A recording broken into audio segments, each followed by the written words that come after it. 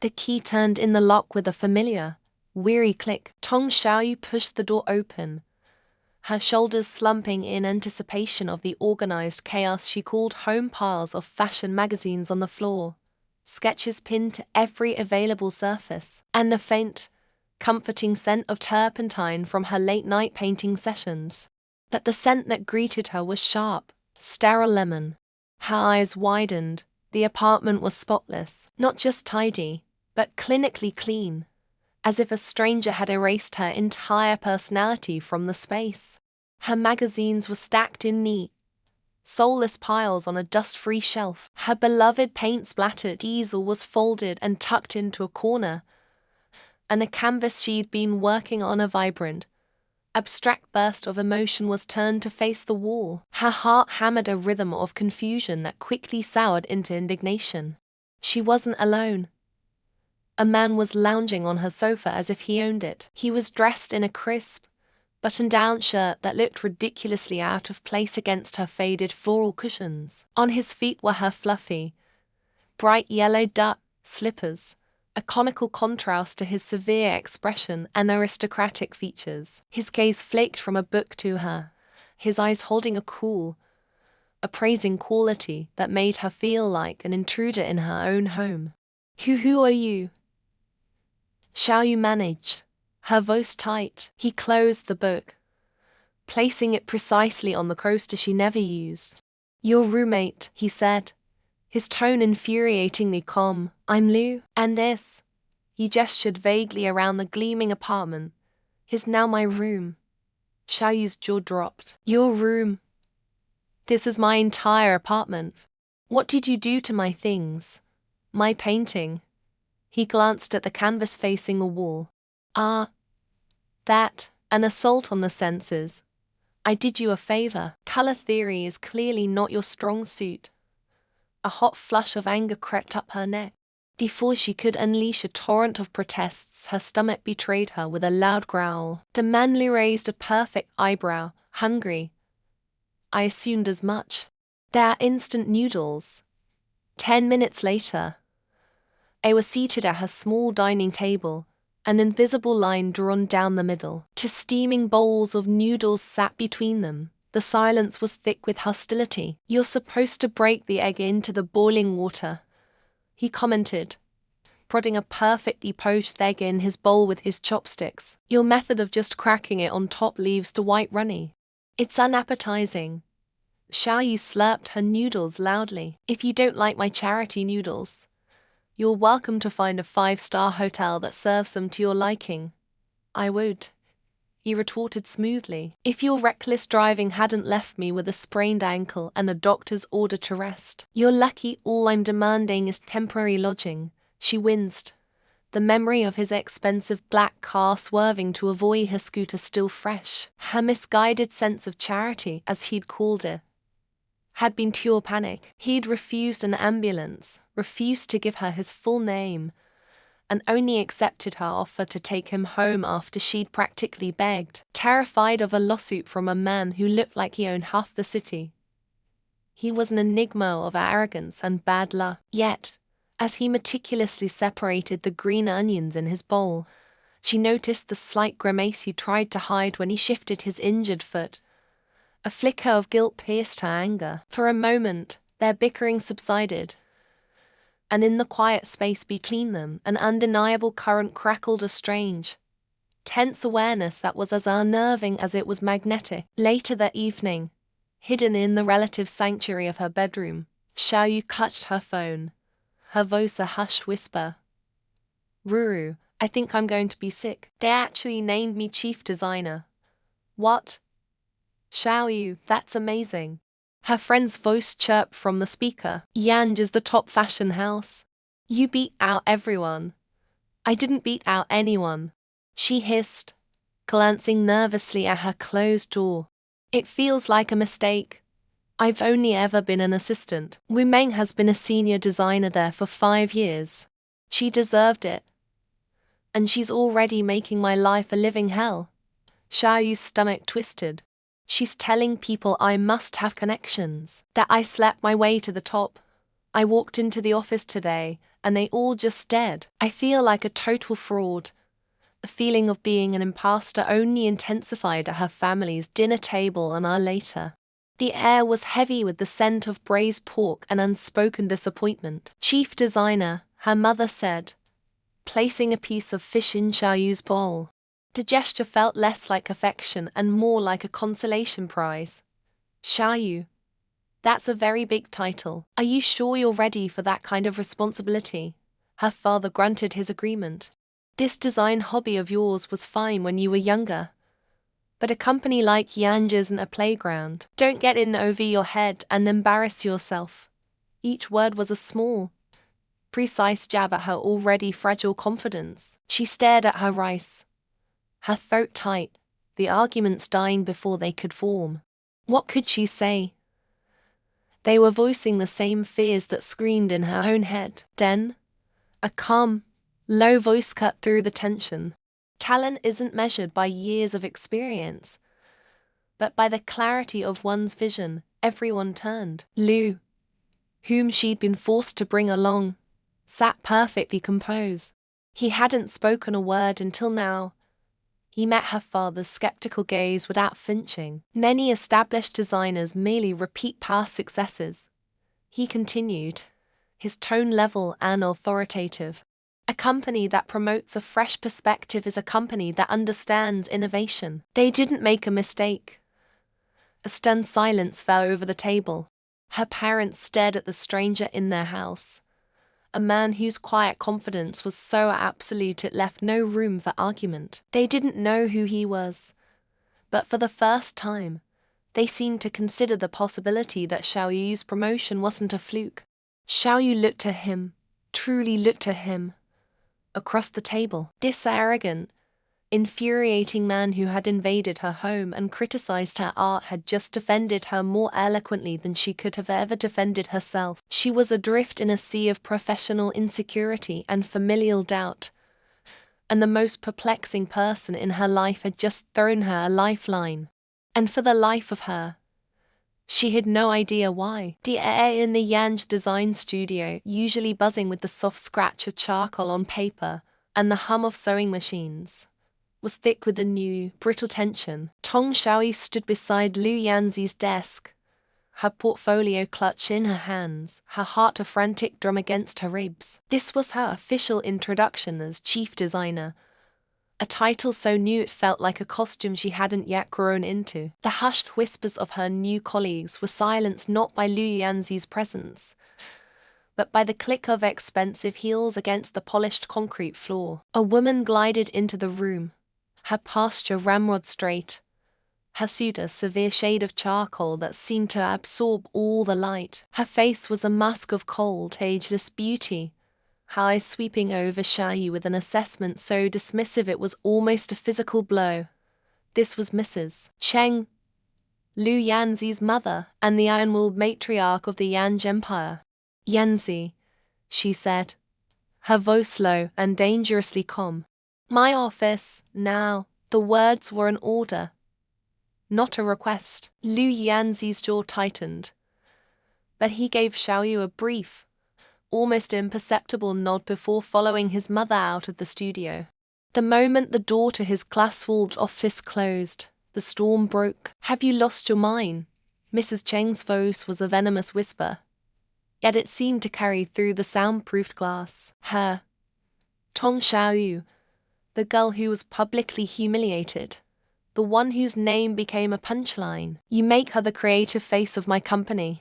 Xiaoyu tried to focus on the fabric swatches pinned to a nearby mood board, but she could feel dozens of eyes on her, watching her reaction to a conversation she was never meant to hear.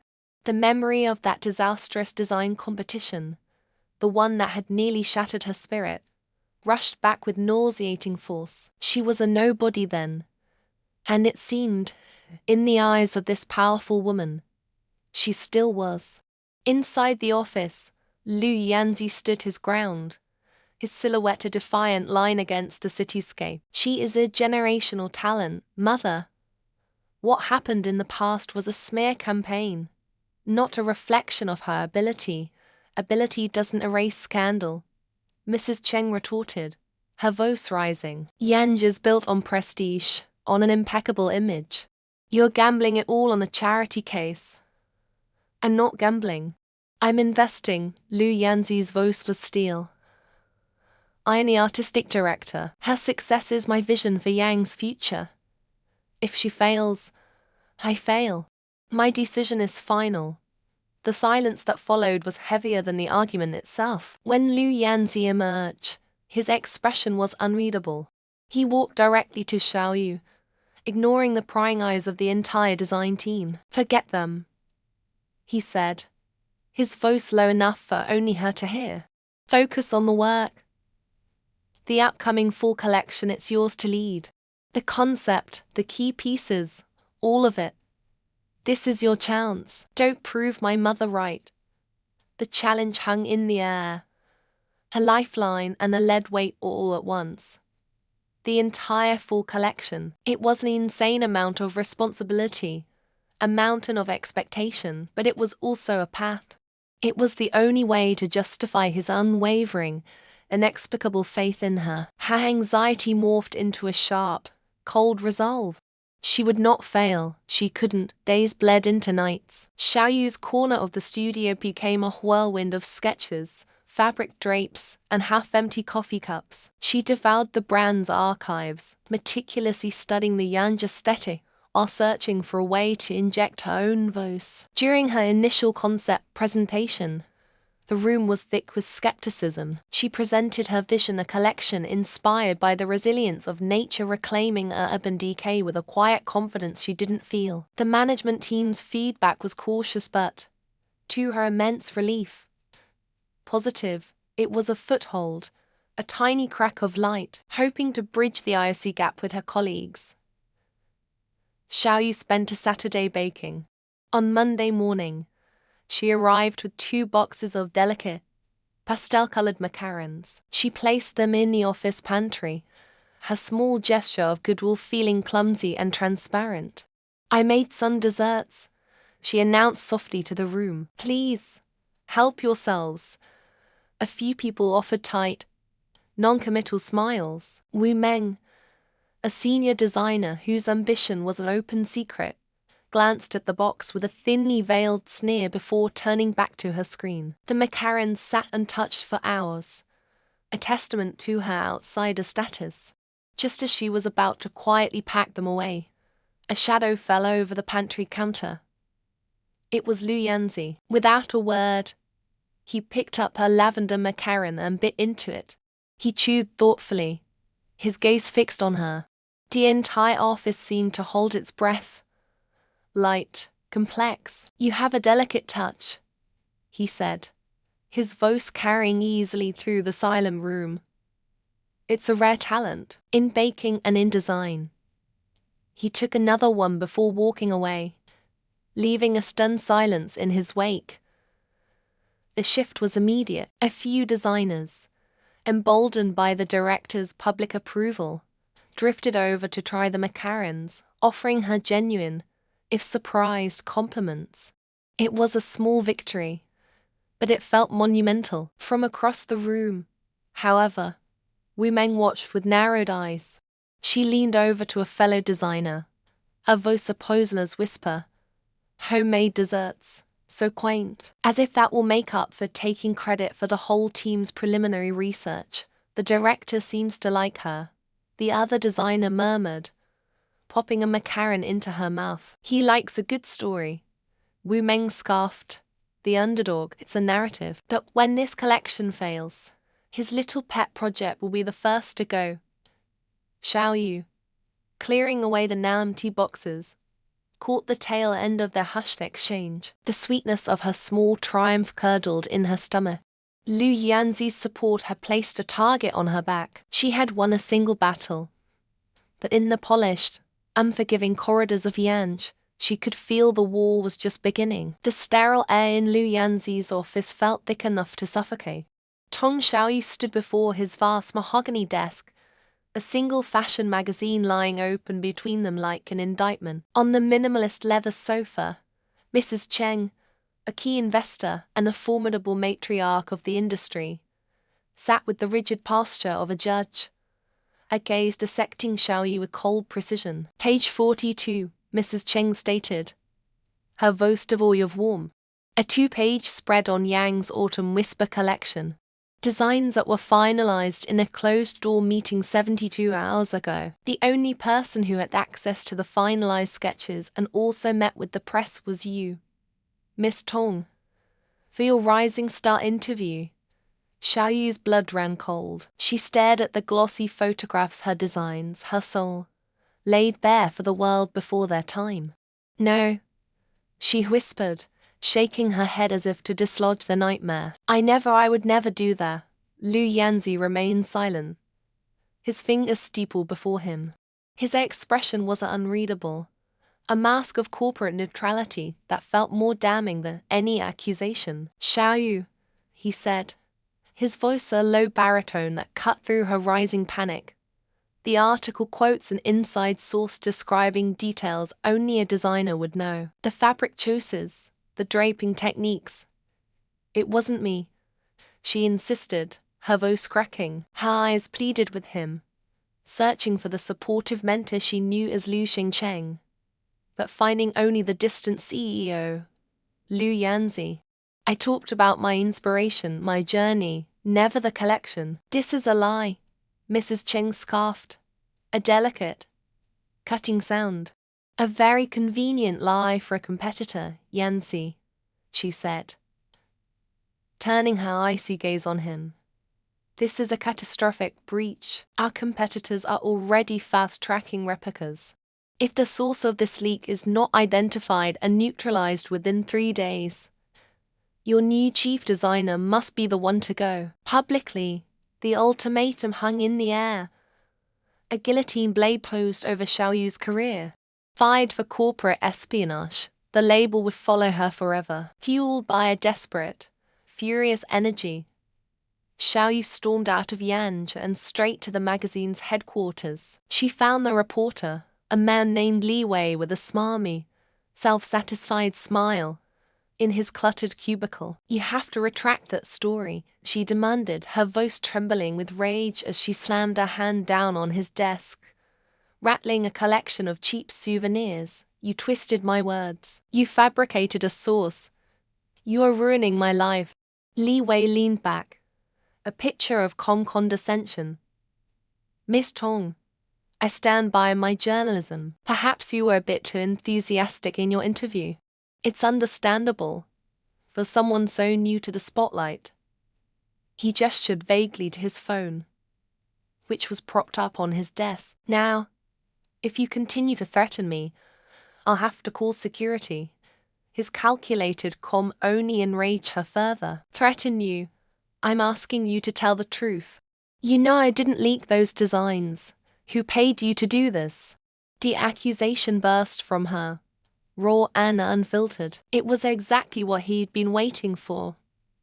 By evening, the world had caved in.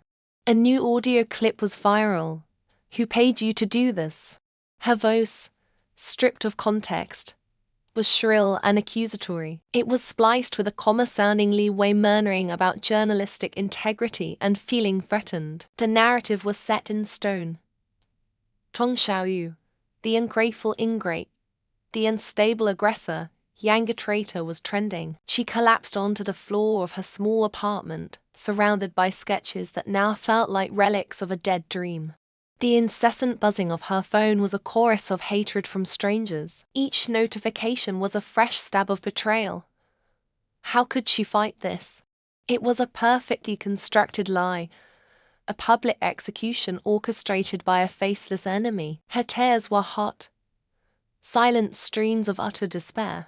The dream she had fought so hard for was dissolving into a stain she could never wash away. A soft knock at the door startled her. She ignored it, curling into a tighter ball. The knocking persisted, followed by a quiet click as a key turned in the lock. Liu Xingcheng stepped inside, his presence instantly filling the small, dark space. He didn't turn on the lights. He simply moved a stack of art books from the floor, sat down, and looked at her, his face etched with a gentleness that shattered her remaining composure. They're all lies, she sobbed, the words muffled against her knees. He didn't offer platitudes.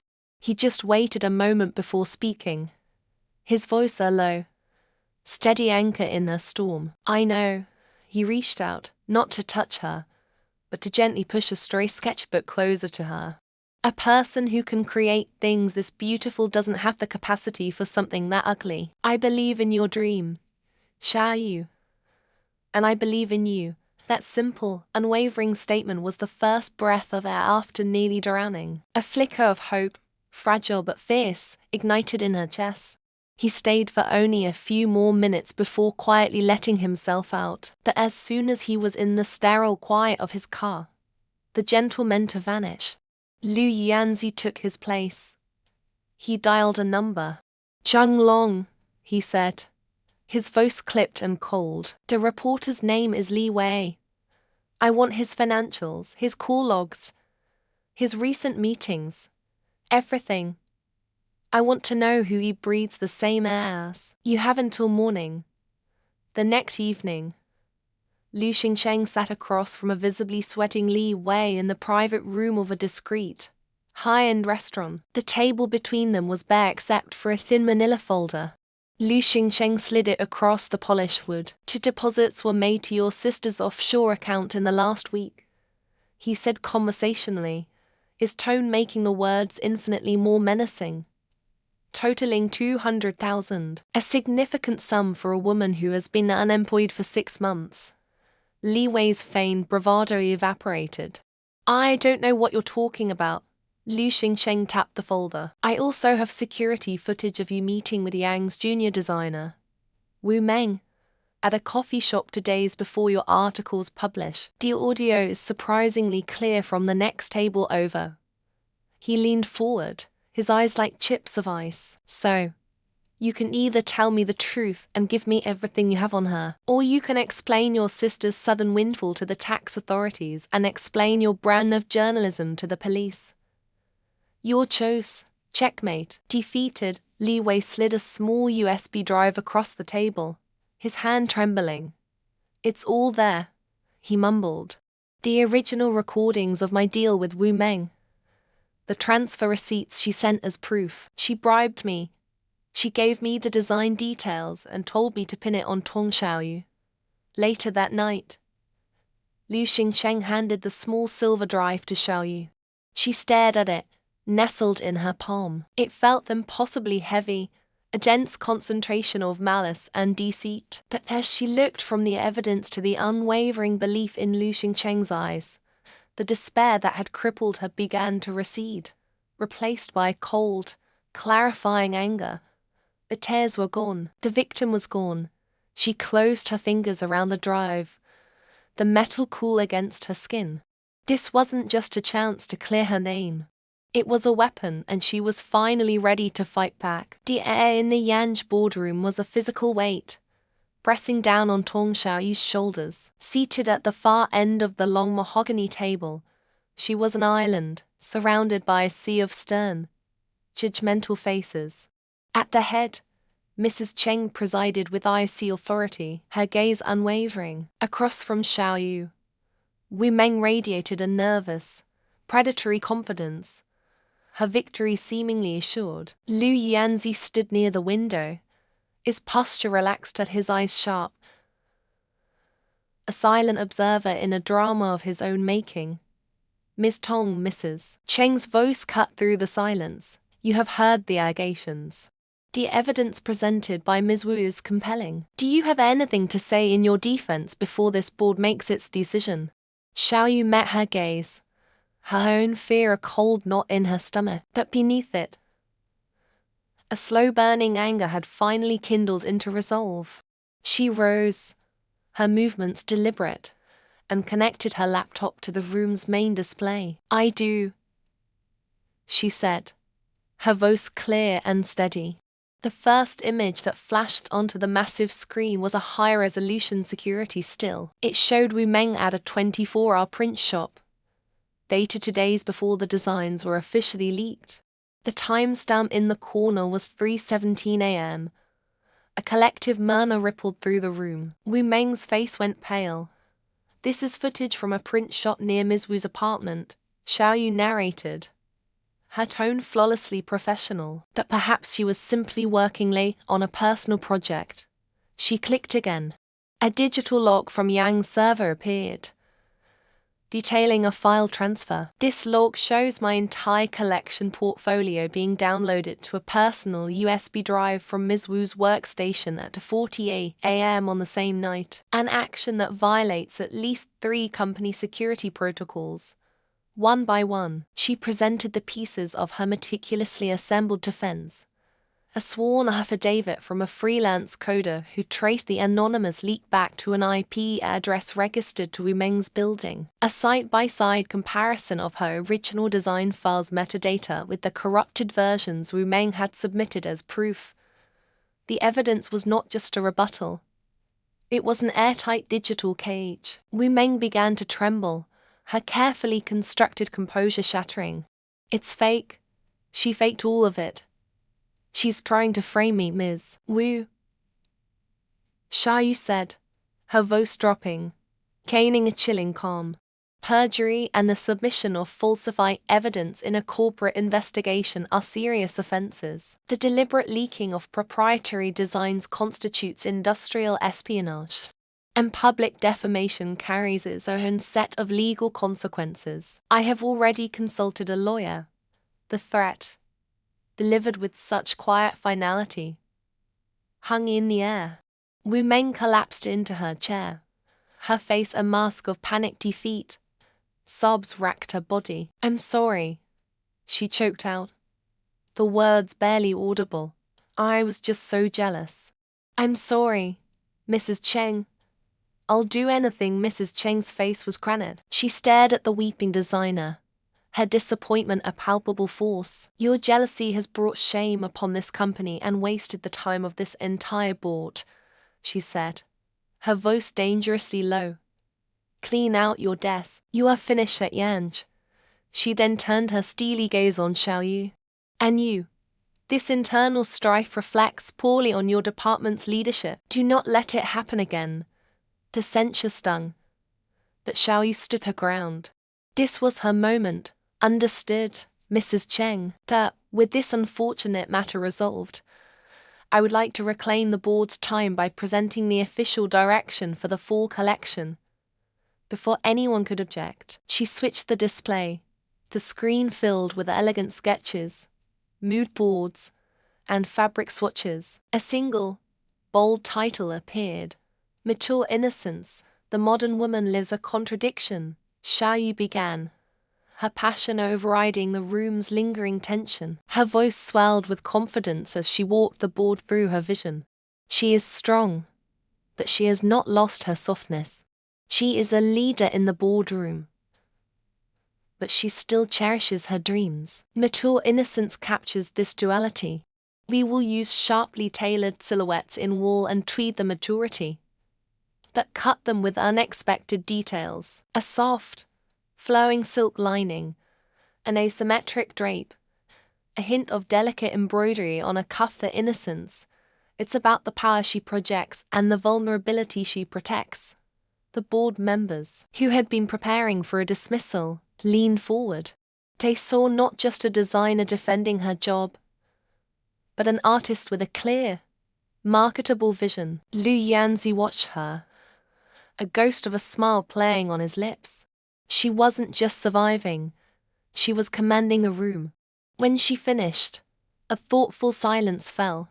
It was Lu Yanzi who broke it. It's a strong concept, he stated simply, his words carrying immense weight. It speaks directly to our target demographic. It's authentic. Yanj would be foolish to let this vision go. Mrs. Cheng studied Xiao Yu, her expression unreadable. Finally, she gave a stiff, almost imperceptible nod. Very well, Ms. Tong, you have your chance. Do not disappoint us. That evening, Xiao Yu felt a dizzying mix of exhaustion and triumph. She called Liu Xingcheng, sinking onto her small sofa as the phone rang. I won. She breathed into the receiver the moment he answered. I completely and utterly won. She recounted the entire ordeal, her voice buzzing with residual adrenaline. The best part, she confessed, was when I told Mrs. Cheng that I wouldn't be pressing legal charges. Wu Meng lost her job. That's enough. Seeing her face, it wasn't victory I felt. It was just sad. That's my Xiao Yu. Liu Xingcheng's voice was warm, laced with pride. Tough as nails, but with a soft center. An hour later, her doorbell rang. It was a delivery team. Confused, she watched as they navigated a large, flat-packed box into her small apartment. When they left, Liu Xingcheng strolled in behind them as if he owned the place. "What is all this?" she asked, bewildered. He just grinned, picking up a box cutter and slicing open the packaging. Inside was a beautiful, expansive professional design table with a smooth white surface and clean steel legs, dwarfing her current cramped desk. On top of it, he placed a brand new, leather-bound sketchbook and a set of charcoal pencils. Xiao Yu stared, her throat tightening. She looked from the magnificent table to his smiling face, and her triumphant bravado from the phone call melted away, replaced by a wave of raw, overwhelming emotion. Her eyes welled up. Hey, no crying," he said, his teasing tone softer than usual. "A great general needs a proper war room. You have a collection to design." She swiped at her eyes, a wet laugh escaping her. The soft glow of the lamp in Tong Xiaoyu's apartment cast long shadows, turning the cozy space into an interrogation room of her own making. She stood before Liu Xingcheng, her hands trembling slightly as she held up a faded photograph. In it, two young men, barely out of their teens, stood with their arms slant around each other's shoulders, grinning at a future that seemed limitless. One was an unmistakably younger Liu Xingcheng. The other was Mu Yang. "I found this in an old alumni magazine from the Design Institute," she said, her voice steady despite the tremor in her hands. "You never told me you were friends." "Best friends, from the look of it." Liu Xingcheng's gaze fell on the picture, and for a fleeting moment, the carefully constructed walls of Lu Yanzi, the CEO, crumbled. A shadow of pain, deep and ancient, flickered in his eyes before he masked it. "The past is irrelevant, is it?" Xiao Yu challenged, her resolve hardening. She wouldn't be dismissed. Not now. She placed the first photo on the coffee table and produced another crisp print of a dress she knew like the back of her own hand. It was a breathtaking creation of cascading midnight silk, embroidered with a constellation of tiny, silver stars. The Nikki dress, the design that had seized her heart as a young girl and set her on this path. "Then what about this?" Her voice cracked, raw with the weight of a lifelong dream.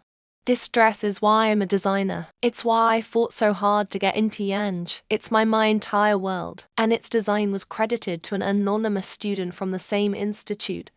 In the same year Yu and Mu Yong were there. She looked up at him, eyes pleading, desperate for the truth she already suspected. "Please, just tell me." He remained silent, his jaw tight. His silence was its own kind of answer. But it wasn't enough. The next day, the clatter of porcelain and the hum of conversations in a sun-drenched cafe did little to soothe Xiao Yu's restless spirit. She slid the photo of the Nikki dress across the table to Wenxi, her frustration palpable. "He won't admit it," Xiao Yu said, stirring her latte into a meaningless swirl. "But I know it in my gut. Wenxi, the designer of this dress, he's my true mentor. The one who taught me what fashion could be without ever saying a word. I have to know who he is, and why he gave up." When she studied her friend's face, seeing the unyielding passion that had carried her through every humiliation and setback, she then looked at the photo of the dress, a masterpiece of quiet elegance, and a sense of protective loyalty surged through her. This wasn't just about a corporate mystery. This was about the very soul of Xiao Yu's artistry. "Okay," when she said, her decision firm. "If Lu Yanzi won't talk, we'll find someone who will. We'll uncover the truth together."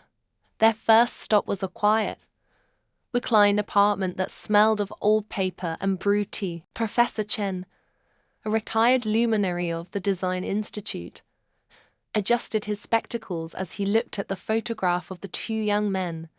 A wistful smile touched his lips. Liu Xingcheng and Mu Yang. He sighed, his voice rusty with memory. Mighty most brilliant students, inseparable. One had the genius, the other had the ambition. They were going to change the industry together. He paused, his smile fading. It was a tragedy. What happened between them? A single design tore apart a decade of friendship. The professor's words hung in the air, deepening the chasm of mystery. A tragedy, one design. Armed with this chilling confirmation, Xiaoyu knew her next stop had to be Muyong himself.